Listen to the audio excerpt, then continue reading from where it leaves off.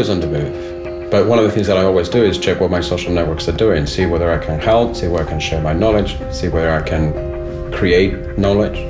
And then from there onwards, what I do is I check my diary to see where I have to go.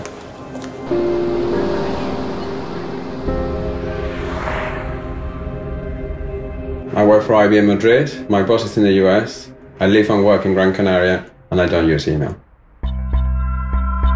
It was nearly 4 years ago, right? I was coming back to the office, and I found myself with like several hundred emails in my inbox. And I thought, like, I'm sorry, this is not a way of productivity. I need to kill this. I need to stop that. So what I did was I basically dumped email. Easy. I wanted to find a way to become more productive again. The idea was to realize that I needed to regain back my productivity by using more collaborative tools. I created a blog post where I told everyone in the company and outside that I was going to stop using email. And instead I was going to use social software tools, right? My colleagues were shocked. They were telling me, how are you going to do that? You're crazy. We are an email-driven company. You're not going to survive. We're going to give you like 2 weeks. Well, I've been doing it for 3.5 years and I'm still there. And I'm doing it every day. What it's meant for me, it's meant a new way of working, where I've become a lot more collaborative, a lot more open, and more importantly, I share a lot more of my knowledge.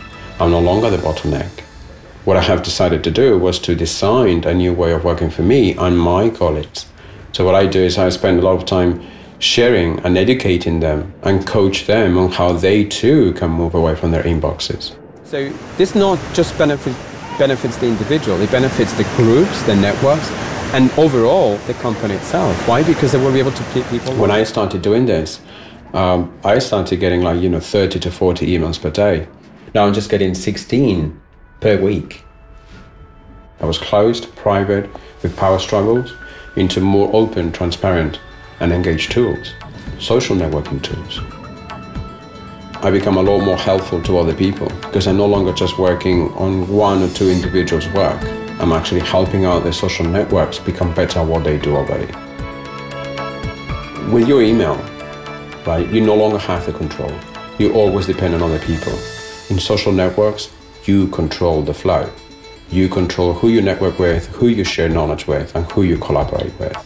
That's the liberating movement from breaking out from the inbox. It's thinking outside of the inbox, realizing that to become more innovative, to find that new way of working, you need to encourage open collaboration, open knowledge sharing, something that email wasn't providing.